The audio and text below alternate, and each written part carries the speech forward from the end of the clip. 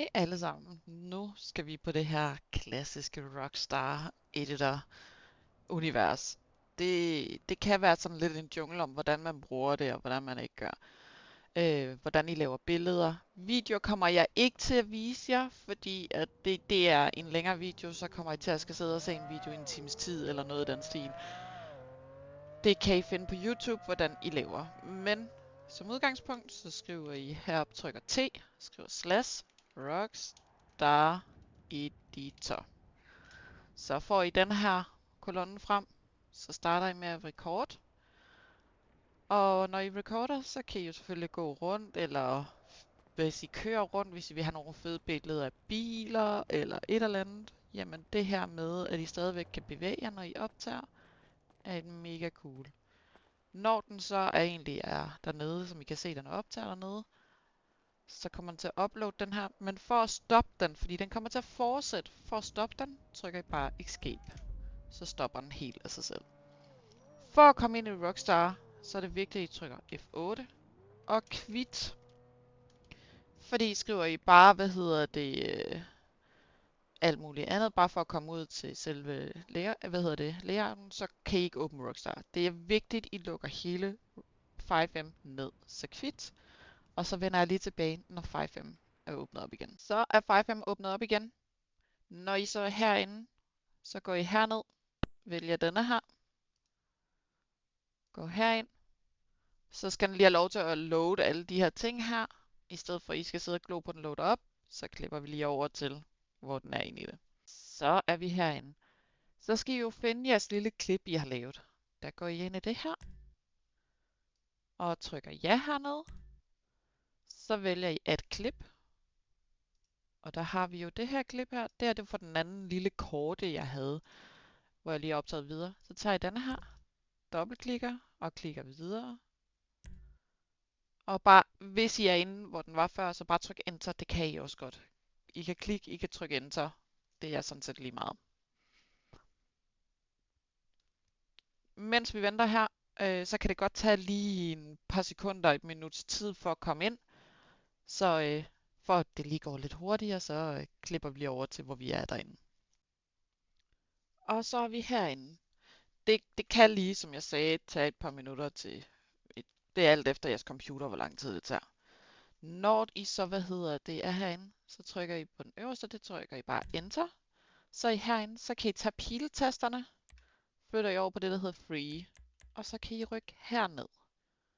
Når I er hernede, så kan I rykke rundt med kameraet. Det kan I gøre ved WASD, som I kan se, men I kan også rykke op og ned på Q og E. Vil I have nogle andre vinkler, holder I begge, musetaster ned, højre og venstre, og så kan I også rykke den rundt sådan her. Man kan også gøre det, at man trykker C, så zoomer man ind. Og nu kan jeg selvfølgelig ikke huske, hvordan jeg zoomer ud igen. Z zoomer man ud på, og så kan man zoome ud igen. Når du så har dit billede, du rigtig gerne vil have, og er ramt et sted, hvor du tænker, det ser godt ud, så trykker man H, og så bruger man selvfølgelig det Scream billedprogram, man nu har på sin computer. Jeg har det her, så det vil sige, at jeg kan bare gøre sådan her, og så har jeg mit billede. Jeg har lige lavet en lille forglemmelse, så derfor kommer der lige et lille billede ind her. Her på billedet, der kan I se, at der er sådan en lille hvid dut her. Hvis I rykker den frem og tilbage sådan lidt, så kan I bladre lidt i filmen. Så på den måde, så kan I også, hvis det er en kørende film, og I har et billede, I rigtig gerne vil, så kan I ramme den der. Så den kan I rykke på. Det er ligesom i almindelige videoer, hvor man kan spole lidt i filmen. Så det er bare den der lille hvide en, man skal trykke på, og så hiver man den frem og tilbage. Og den kunne misforstås, men ikke her. Så husk det lige fremadrettet. Det var lige sådan en lille servicemeddelelse ind her.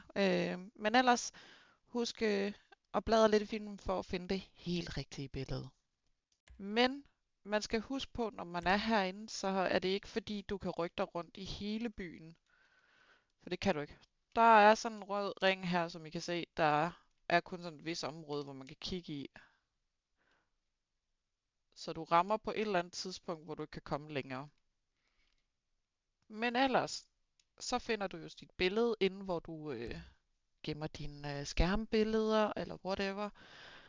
Men hvis du som sagt ikke har mod på, Rockstar Edit er lidt meget specielt og kan ikke lide, at man har mod på. Det har jeg.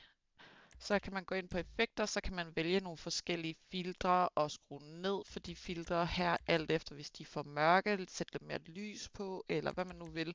Jeg vil ikke lege med det, fordi mit program crasher, hvis jeg gør det. Her lukker jeg bare ned. Så jeg vil anbefale jer, tag lige, hvis I har fundet en stilling, I gerne vil have, og en position, tag lige et skærmbillede af det, så I er sikre på, at I har billedet, og så gå ind i filter bagefter, så I kan få lov til det.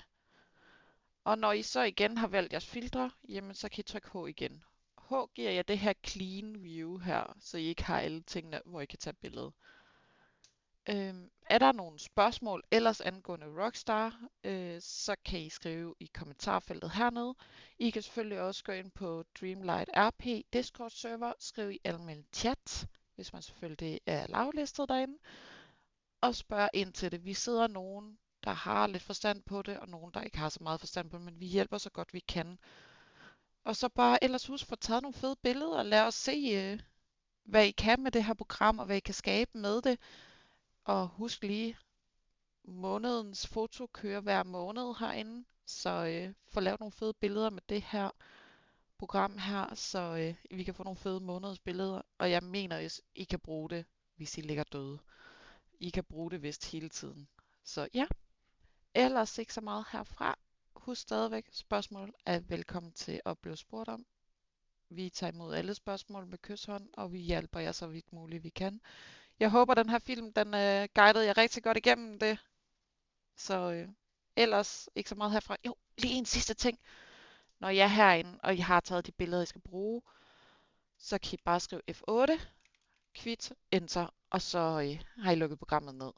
Det vil også sige, hvis I har taget flere billeder i løbet af en aften, så skal I gøre det samme hver gang. I skal åbne programmet op, tage et billede, og F8 quit, åbne programmet op igen, og så gør det samme enkeltvis. Nogle gange kan man få lov til at åbne billederne igen og igen, men 9 ud af 10 gange, så er man nødt til at gøre det på den her måde. Men ja, det var det hele herfra. Kan I have en fantastisk dag, og tak for at I kiggede med.